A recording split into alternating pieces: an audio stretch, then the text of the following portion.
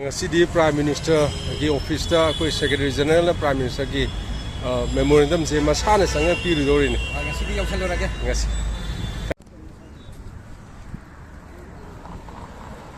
Prime Minister office yausale sang ba yabre ngre assembly parliament session chu lei sina north block ai background lei je home minister ki kan office ni aja chairman ga chamina bani dak malak se jagi khongi khara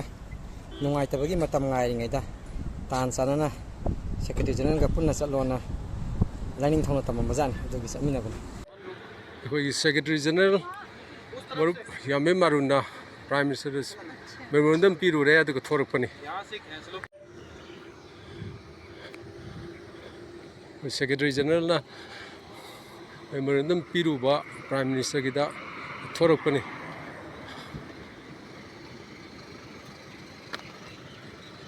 selame parliament session lerga so khoi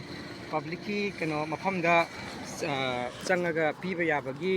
option nama lerame aduna laik phadana hai tare khoi nimit kharani gi mangda khoi press release ni thokraba caution against pampering su suspension of operation armed group in Manipur haina mingthonba subject matter se bisoi se khoi ngasi pisalame ado makha taba kanodi khoi prime minister gi khutta leire habadu mayam yengminasi yai pare